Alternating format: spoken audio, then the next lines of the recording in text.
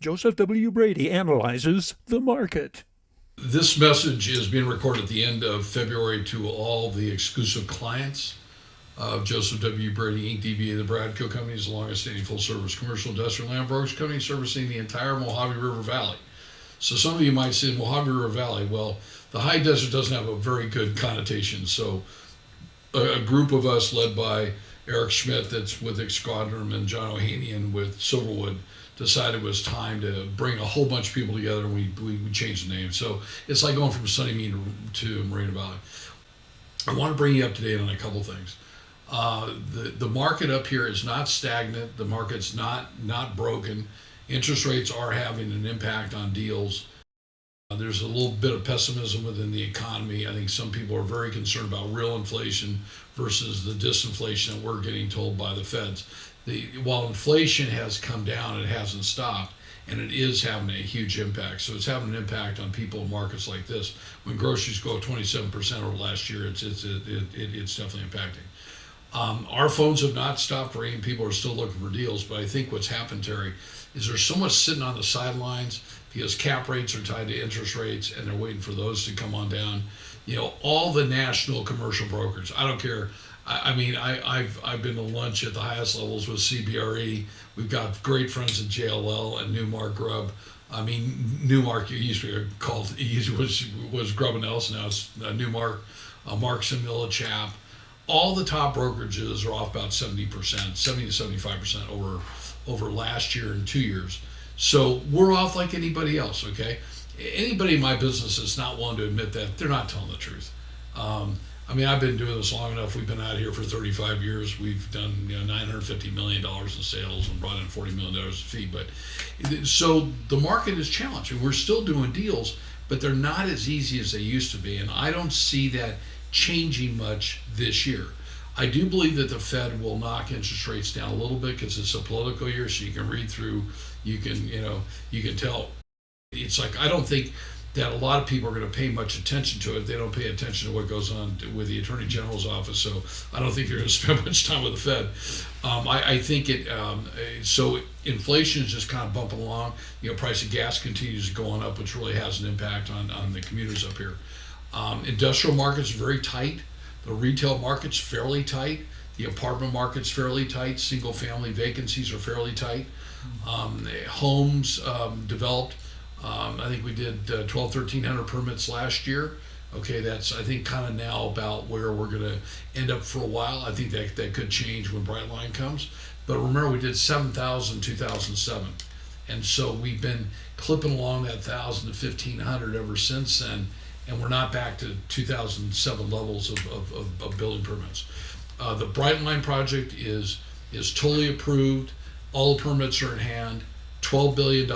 They've raised $3.5 billion originally from the feds. They raised another $2 billion in bonds they've sold, or $2.5 billion. So they're about 50% of the way there. They're starting to do some work over on the Nevada side, surveying and things like that, utility relocations. So Brightline is an absolute game changer of the high desert Mojave River Valley region forever. I really suspect that we'll start to see some serious construction equipment out there in the next 9 months. Silverwood, probably the nicest piece of property that the high desert will ever develop, or the Mojave River Valley. 9,633 acres. Their model complex is now going to be open in March of 2025. They've moved well over nearly 50 million cubic yards of dirt. They have picked the 5 builders. They're 5 national builders. One of them is a private, 4 public. So as John said to me, Ohanian, who's with Terra Verde, is with DMB development. Sticks will be in the air. Everything will be framed by December this year, and the models will be open by March of next year. I will tell you this: DMB, who's the master developer over Terra Verde, is the largest in the country. They know more about master plan communities than anybody. Every one of these homes will be hardwired with 1 gig of memory for the internet. So it's going to be a real smart community. So if you want any other information, go to www.silverwoodca.com. I think it's just a great project. Ranchero, they continue to expand that and widen that, and spending $55 million. That's supposed to be done, I think, by the end of the year. The I-15 construction from Oak Hills to Bear Valley, that's going to be done by the end of the year. That's $125 million. The industrial market is real healthy. It's very tight. You've got a lot of the major players coming in here. So we have 30 million feet on the ground right now in the 5 incorporated cities. We have a very low vacancy factor. There's about 85 million feet of space going through the entitlement sectors through Hesperia, Apple Valley, Adelanto, Barstow. You got Southern California Logistics Airport, used to be the former George Air Force Base. When the announcement came in December 27th of 88, and they padlocked it on December 27th of 1992, we lost 10,000 jobs, civilian and military. So it means, yeah, civilian military.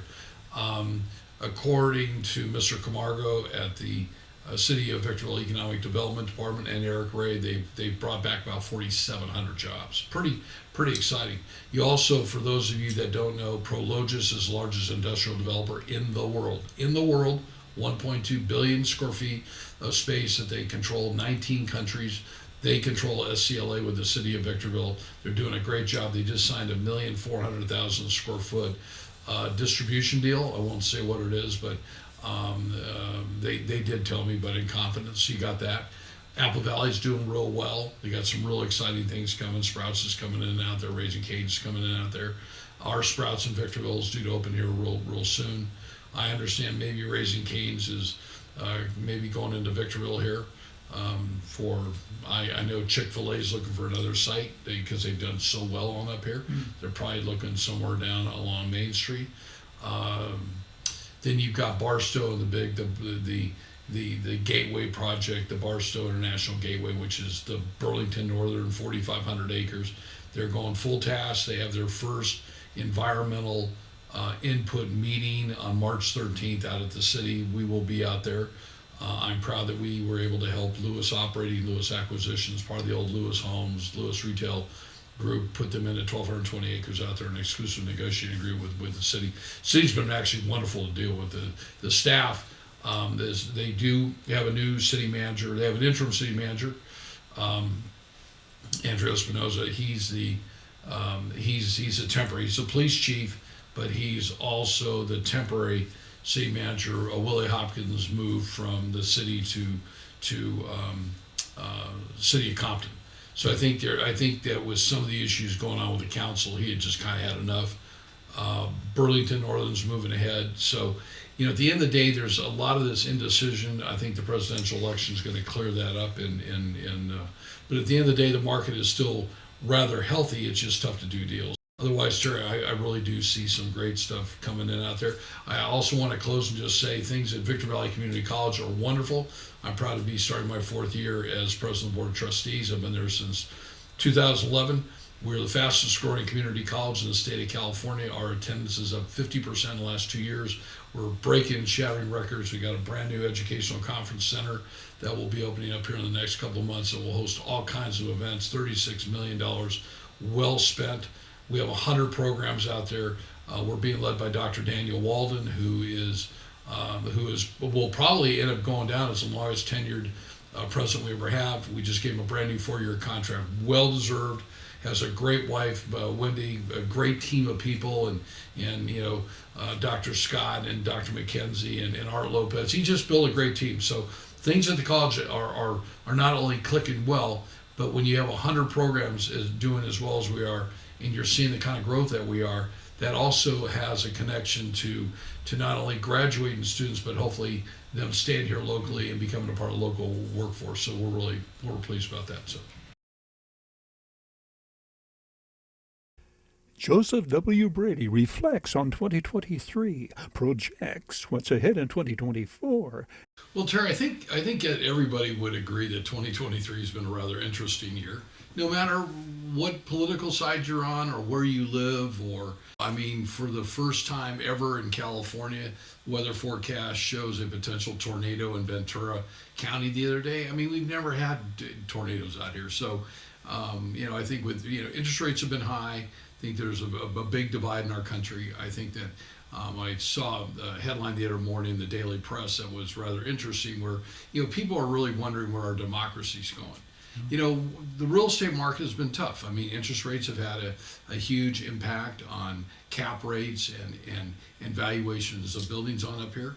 The industrial developers right now are processing about 85 million square feet industrial space. So that's about 15 million down in Hesperia, over 20 million, surprisingly, in the city of Atlanta. Prologis and Southern California Logistics Airport, they just keep clicking out a couple million square feet. They just signed a 1.3 million square foot deal. I had lunch with one of the with Tyson Chase the other day. He gave me the name, but I won't want to release it. Apple Valley's got 30 million feet. Barca's got about 5 million feet, and then you've got the project with BNSF. So I think the industrial market's looking real healthy in the future.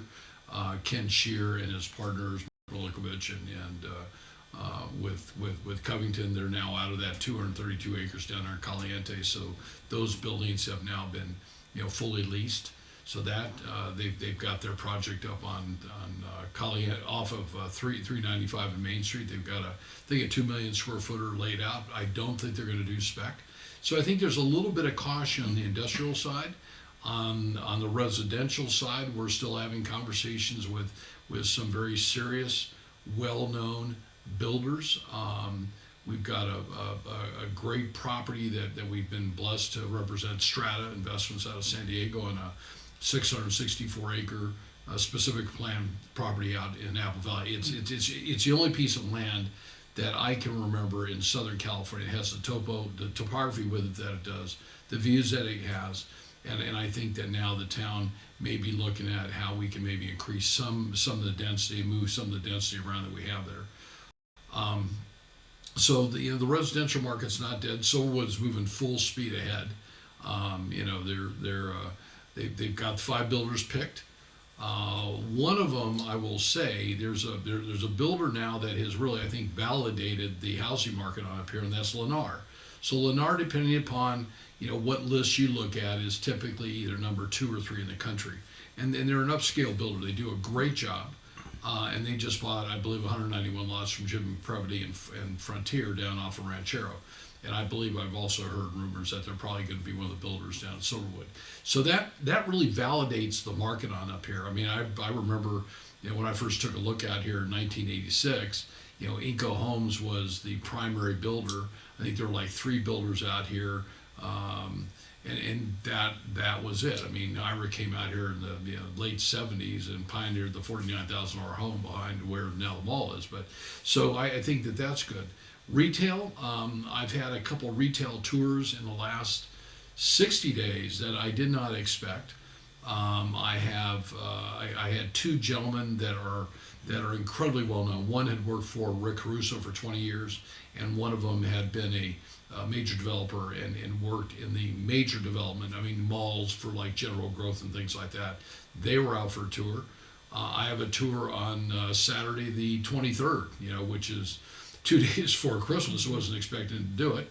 And this company is looking at doing something out here that nobody's ever done, and it's not an industrial, it's not an office deal. I think it's more of a kind of an entertainment deal. So as we look in the rearview mirror, 2023 was tough. I mean, if you look at the headlines, in all the real estate, publications, Colliers, JLL, Newmark, CBRE, earnings are off 50%, 75%. The Marks and Millichap, lost $8 million in one quarter. We were actually under contract with Marks and Millichap until March 13th, and when Silicon Valley Bank, blew up, they blew out, and so we didn't do that deal. We may do that deal again in the future. So I think 2023 is wholly behind us. 2024, I think, is going to be a great year. But I do say this. I think that politics are going to play heavy into 2024. If the deals make financial sense, people are still going to go ahead. But if they're kind of sitting on the sidelines, they're going to say, well, let's see who our president is, because I think our country wants more stability. We're obviously really divided. Interest rates, I think, are going to flatten out. I think the Fed's going to do what they can to slightly reduce them. I don't see them coming down 1.5 points next year. I think it's election year. I think multifamily across the country has done really well. I think that's going to slow down a little bit. The state still needs 3.5 million housing units in the state, but you can't afford to process them. Industrial has slowed down, I think, in the Inland Empire, but there's still a good market down there. So there's still people moving around. I mean, we're still getting plenty of calls. So I'm optimistic about what I see. You got 5 cities out here. They're all fairly pro-growth. I think they've got really good leadership. I think they got good stability. I want to give a shout out to Liz Becerra, who's now the new mayor of Victorville. Congratulations, Liz. So I think we have some great times. I will say this. I think that now that Bright Line has gotten their, I call it the down payment. So they got a $3 billion grant from the Biden administration. And that's a big kickoff. I think the number now that they're using, that they're publishing, that's a $12 billion project. I think that that's more real. So we happen to know one of the contractors that will be doing one of the jobs. And what they said to me recently, they probably won't be pushing dirt for 6 to 9 months. There's still a lot of things that have to be done. I mean, there's utilities that have to be relocated along, I-15, the construction route 8, the speed train. And I have said all along, it's a game changer. So I want to take my hat off to Art Bishop. Art has been the chairman of the San Bernardino County Transportation Authority. I think he's really taken upon himself to follow Bright Line. He's probably been the biggest advocate for him. He's obviously the biggest cheerleader out here, and I'm excited for it. I think that for younger generations that want to raise a family on up here, it's exciting. I think if I want to live in Silverwood, all I'd have to do is drive down Ranchero Road and go on up and park my car where 395 and I-15 is and get down below. I think it's a game changer. So, BNSF moving forward, the Bright Line is moving forward, Prologis moving forward, Silverwood. I think we've got some great times ahead of us. So. Joseph W. Brady addresses the infrastructure crisis in the high desert region, the Mojave River Valley. So Terry, let me take you back 3 or 4 Mondays. So this video is being done for a couple people, and we'll share it with others. But the 3 primary people that we're going to send this to is Senator Scott Wilkes, Senator, my good friend Assemblyman Tom Lackey. So Tom oversees the assembly district that I live in, and our new assembly member from the Palmdale area, who he picks up Palmdale, Little Rock, Lake Los Angeles, Sun Village, and he picks up part of Adelanto and Victorville, and that's Assemblyman Juan Carrillo. So we have a problem out here in the high desert region, Mojave River Valley, and I don't think that the issue is any different in Assemblyman Carrillo's area. So to kind of go back in time, I moved from Santa Barbara, California on Friday, May 13th, 1988, and I moved here at 2:45 in the afternoon. And part of the reason I moved here at 31 years old was water was the controlling deal in Santa Barbara, and quite candidly, I couldn't make a living. So in a report came out that was dated in 1989, and it was the then, it was called the Phase 2 Final Report, Victor Valley Infrastructure Enhancement Program. And it was commissioned by John Joyner, who was the chairman of the San Bernardino County Board of Supervisors and was the first district supervisor. So he went through and put this report together, and at the time it said that it was like 1.2 billion or 1.3 billion in infrastructure. This is in 1989. So that was parks, water, sewer, roads and things like that, libraries and things like that. Well, so we saw what happened with George Air Force Base. That closed, and that stopped any money from being spent really between 1990 and about 1999. And then we went through this great expansion when our state government still had redevelopment agencies, so there was tax increment coming, and the cities could use some of the tax increment for projects that they felt on infrastructure. And then Governor Jerry Brown took that $5 billion away. So we've got a great problem here. I'll tell you candidly why. We have no leadership out here. I know everybody that's an elected official. They know me, and they know I call it the way it is. If they like it, great. If they don't, they don't. I'm not worried at 66 years old, having been out here for 35 years. We've almost done $1 billion in commercial real estate. We've brought in a fair amount of income and fed a lot of families. I'm deeply concerned that we have 3 great projects right now, 2 actually. The third one, that infrastructure will take care of itself, that we are not prepared for this. So we talk about we want growth out here. We welcome growth out here. We have five very pro-growth cities. We have 5 pro-growth councils, the majority of them. We have a council member here and there that's not. But we are not prepared. So what's the deal? We have hopefully the Bright Line speed train that will hopefully be funded this year in 2023. And that's anywhere from a 4 to 5 year project. It's anywhere from an $8 to $10 billion project. And it's anywhere from creating 30 to 40,000 construction jobs. My question to the 3 of you, where are those people going to live? Okay, so in our portion of the high desert here, I can tell you that on single family rentals, the vacancy rate is probably less than 1%. And the landlords are doing really well. If you go into the multifamily market, you take a look, it's about 1% as well. So just Bright Line alone, what's that going to do? Well, then we have another positive development with Burlington Northern Santa Fe coming into Barstow. So they have purchased 4,000 to 4,500 acres of the interport that they're going to build. They're building it between Linwood Road and Hinckley Road, right off of Route 66 Main Street, whatever you want to call it, National Trails Highway. And that is going to create 22,000 jobs. Those are 22,000 permanent jobs. And they're going to be good jobs. Question is, where are these people going to live? So our roads are not ready. Our sewer lines are not ready. Our water lines are not ready. Our parks are not ready. And as a society on out here, if we want to raise the bar for people, how are we going to do it if we don't have the infrastructure? Look how thick this infrastructure report is. And I can tell you this thing weighs at least 10 plus pounds. So when I recorded this segment, a segment very similar to this, back probably about 3 months ago, I challenged our 5 city managers. I sent this video to 5 city managers, and I asked Nils Benson, I asked Keith Metzler, I asked Jesse Flores, I asked Doug Robertson, and I asked Willie Hopkins, who would like this binder to borrow to take a look at infrastructure? And the only one that responded was Keith Metzler. Okay, and I know them all. Now I'm not pointing fingers, but when I say to you we are divided, it's not a question. This is Joseph Brady's idea.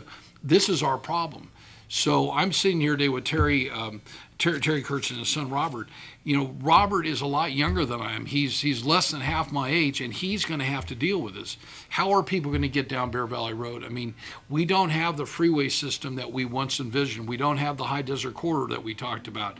At one time, many years ago, I remember there's a loop system that took 138 around, and then it would wrap around. It would be kind of like on a miniature scale what they've done over in Vegas. They've done a great job over in Vegas. They've done really a great job down there in Phoenix. So, you know, many of you know, or you don't know, I'm trying to build a custom home in Prescott, Arizona. And so when you're driving around these cities, you take a look and say, wow, they really prepared themselves. So why don't we prepare ourselves? So let me cut to the chase. We will help you identify through your staffs. We obviously know we have 5 city councils. We have 5 planning commissioners in each one. We have the Mojave Water Agency, I think the best run water agency around. Assemblyman Tom and Assemblyman Juan, I hate to tell you, but I think that we're running a whole lot better than AVEK, which is the Antelope Valley East Kern, which is a good group. We have the Mojave Desert Air Quality Management District. They run both areas. We have Victor Valley Community College, okay, I think would help facilitate this lunch. We have a great chef out there. I would suggest that, you know, we invite the top, 10 civil engineers and architects and commercial brokers and industrial contractors and residential contractors, and really have a discussion amongst the cities and the different municipalities on what are we going to do. How this is not going to magically appear. And I think that you're all looking, going, wow, yeah, I think, and it's not like we can wake up tomorrow and hope that it's here. I think we owe it to our residents. I think we owe it to the residents that are here today. I think that whether they're going to benefit from this infrastructure, but I think we need to benefit the kids that are out here or your great grandkids, that we give them some kind of an opportunity and we really sit down and figure out how we're going to do this. So we understand how CEQA works, and that would be a delay. I think that between the 3 of you working together in tandem, hopefully maybe you could get the governor's office behind this. We're going to need some serious money here. My guess today to take care of the infrastructure work that we're going to need here in the high desert region, including Barstow, and that's roads and water, flood control, parks, libraries, things like that. You could probably easily chew through $3 billion. What is $3 billion anymore? I mean, they were throwing $1 trillion here and $1 trillion around during COVID like it was nothing, and look what it did. It caused a recession, but. Terry, one of the things I get is I get the Phoenix Business Journal, and here's just it's a weekly, and it's great. And there's billions of dollars going to Phoenix, expanding Arizona infrastructure grants. So they've got it. I've got an entire file. I mean, this thick on infrastructure. I mean, Biden's talked about it, Trump talked about it. Here's banking on infrastructure. This is in Washington Examiner. Pair of bipartisan House members pushed for a privately funded entity to finance projects. There's a point where we need to come together, and I think the three of you can help us do that. Well, I'm hoping that the three of you will agree. I'm willing to sit down with the college and help coordinate this. I'm willing to help identify. We know who the shakers and movers are on up here, and there are a couple shakers and movers up here that I may not personally like, but they are leaders within the region. I think that they would need to be there. So the major categories, again, I've mentioned. So give it some thought. As they say, like emails, videos are around for a long time too. So I look forward to hearing from each one of you. My cell number, I'm going to have Terry posted on there, but if you need it, 760-954-4567. I start early. I go to bed early. At night. I'm deeply concerned about this. I think this is probably one of those issues that bothers me the most. I'm going to challenge the three of you guys, the three of you legislators and elected officials, to challenge the Valley. This is not, again, about me, and it's not about the three of you. It's about we, and it's about this Valley. So I want to close and just thank you for taking the time to watch this, and I look forward to hearing from you in the very near future.